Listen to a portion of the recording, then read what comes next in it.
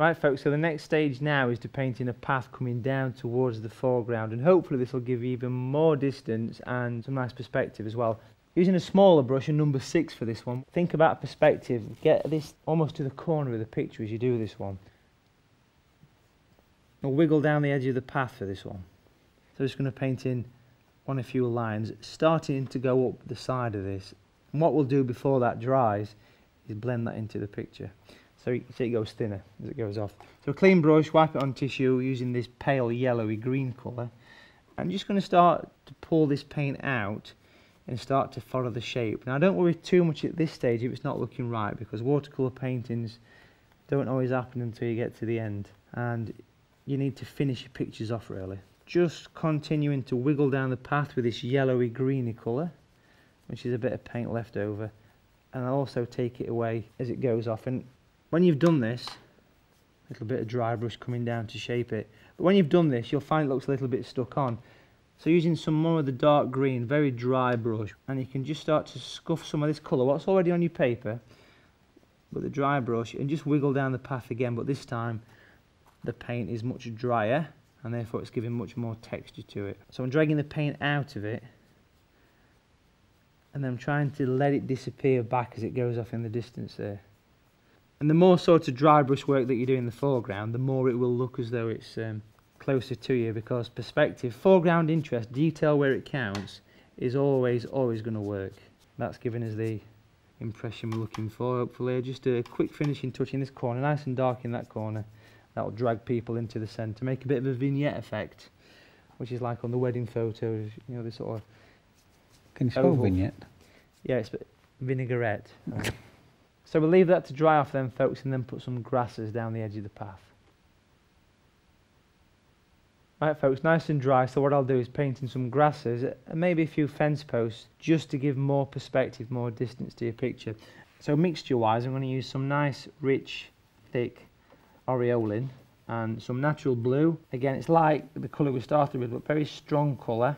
Give your brush a good stipple, try and get it straight up so it opens your badger hairs up, if you like.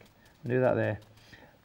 And we can very gently start to stroke up this, put some grassy bits running down the edge of the path as well. And of course this is something what you can keep doing and doing and doing. And of course it needs it because it's a grassy meadow. So I'm just going to work this up on these side pieces. The darker the colour the better, the more you'll see it. Use the brush almost straight, and you can put little bits of bracken and things, or nettles, or some nettles there, look. Working with green is always a bit tricky, and it's just making the gradual sort of build really towards doing this. So that's the grasses, and what I'll do now is just painting 1 or 2 fence posts going back off in perspective down this side. So it's a double line for each one, making each one slightly less and closer together as well. It should start to give you the nice perspective. It will give you the nice perspective. Light coming this way, shining through. So just very simple, just a couple of little shadows just working on your path there. Just a flick really as you come out with it, and that should take us nicely away. Right then folks, it's time for Nigel to have a go at this and jump in the hot seat. Right Nigel, let's paint in this path coming down there and think about perspective. And again, it's just sort of bring a little bit wiggly as you do it. Loaded brush, it's gone red, so you're ready for action. Okay. That's it, yeah. Wider. More paint as it gets down, wiggling down your path, make it wider. Just go over it again like you're doing, make sure it's all fresh. And then what we do is clean your brush, water down some of the green that we use for the background, plenty of water in there. That's going to be used for blending this in, so add plenty of water. Someone's pinched his tissue, which is not good, so I have to use Harry's shirt again. Oh, It's Oh, come there's prepared. one. pocket. Here's one I made earlier. We've got a box full down there. So just wipe it on tissue and then just try and blend Just gotta this go that back. way. Work as quick as you can, almost go over the same line again if you like. And that, the quicker you work, the less chance of it lifting the colour off. But the paper you use makes the difference, more of this colour. If it's a good quality cotton paper, it will actually stain the paper rather than rest on the surface. Take the end away as well. Of course it's not going to be perfect because it's grass and it's going to be all rough and everything. Now what I'd do on yours, because it's still there, is clean your brush and just use water this time. Dab it on tissue first. And That piece is fine, but this piece has still got the line, so just sort of whiz it over. That's it. And then you do the opposite side of your path, thinking about perspective. And this piece you can just sort of fade away there at the end. There we go. But that needs to dry off, and then we'll come back and put some grassy bits and a few fence posts on. All right? Okay. Right, Nigel, it's time to do some grassy bits. So for this, we've got a thicker green and tree brush, not too much colour. So you pick your paint up, give it a dab on a bit of tissue. Okay. So hold Straight the up. business end, and now stroke it up. That's it, well done. Stroke up Well the done. business He's end. got it. Okay, got it. It's obviously a man of the world, yeah. Clearly. Right, hang on.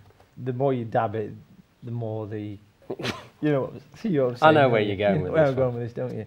The more you can flick. When you're working quite good there, this is a sign of a good artist, because he's resting his fingers like this to control the pressure. And of course you can keep doing this until it works. But the main thing is work down the edge of the path, and then we'll finish this particular section off by just adding a few fence posts, going off in perspective. Nice and rustic, bit of a lean on it, and put a thin line down the other side as well. Already, folks, we can see that working. It's giving it distance there. And there we go. So let's have a quick recap of this stage. Use a dark green and add shadows to shape the grass and form the path. Add a few grasses with dark green and the tree and texture brush. Add a few fence posts to give a greater sense of perspective. Right then, folks, so while Mandy and Harry tackle their foreground, let's have a look at painting some nice foreground grasses, nice and detailed. Large tree and texture brush, I've got a piece of card there. I've mixed up a nice dark rich green from bright yellow and blue. Just lightly stippling the green on the brush, not too much paint if you can for this one. Pop that at the bottom there, nice clean edge, and actually use the tallest parts of the brush and hold the brush really close to the end. Very lightly flick your brush upwards. And you can see very little pressure for this one if you can please, and it just lightly catches the paper and it gives this massive grass effect, or it could be the sort of leaves of the flowers maybe.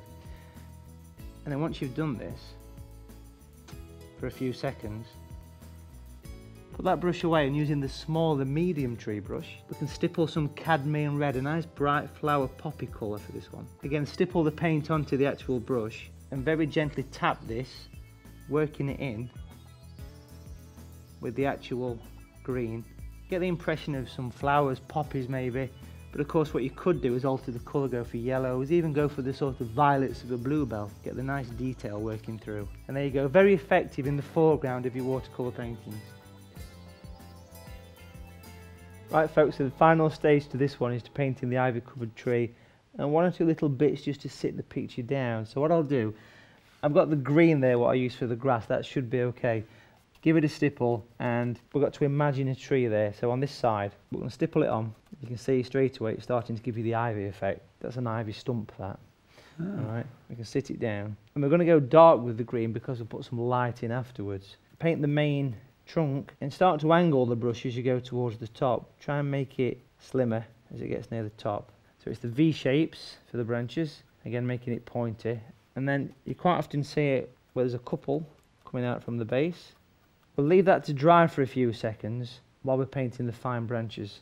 And the colour I'll use first of all is a nice pale, watered down burnt sienna. And this will give us some background branches. So in some of these areas where you're going to get overlap, just kind of working outwards. And imagine the branches growing out of the tree. We did the winter tree last time, this is a similar kind of thing. And then we'll go darker, we'll go more brown. As many fine branches as you want on the end there. But that's probably at the stage where we can put some leaves on it. So I'll put that brush away, folks. I'll come back to the tree brush, and what I'll do, I'm going to start off with the same green that I did the ivy with. I'm going to give it a good stipple. Very gently, using the slope of the brush, just very lightly tap. This will put some dark leaves on. Very gentle pressure at this point. And you can see it's adding the leaf to the tree. Very simple. This is what this brush is all about, really, doing this kind of work.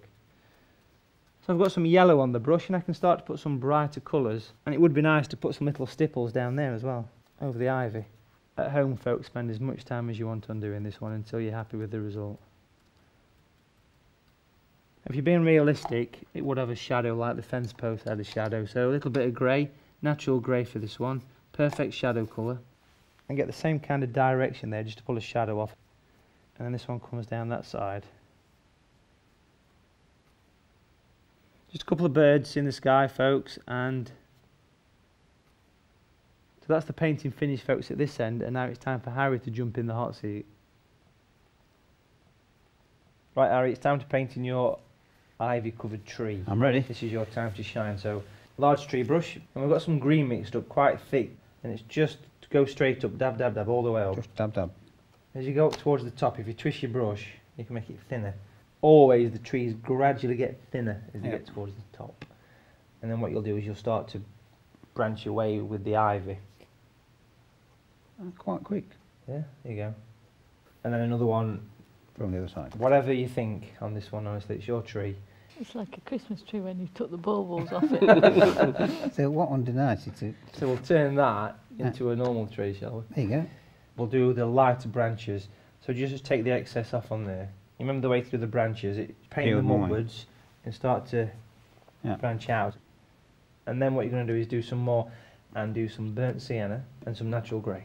It seems to be doing a good job here.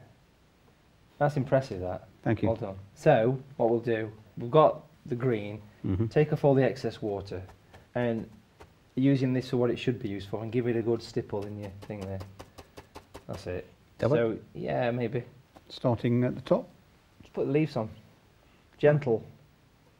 Look at that. Okay, that's perfect. That's enough. Autumn. Been wind. Dab, dab, dab. Fill it in. Fill it up. You got 14 with that dab. Well, Yeah, there's only better. 10 on that one though. Actually. If you do like a really sort of big dab by mistake, it turns into a rook's nest. Oh, does it? Yeah. I don't want That's not so bad, is it? But it wants some yellow in there. They want something. So if you get some of this dab in the yellow, Dab in really the yellow. thick, just sort of to loosen it up in there a bit. Right, so it's just tap, tap, tap, and put some brighter. Too much. You're getting too That excited is a there, boss. rook's nest. Yellow rook's nest.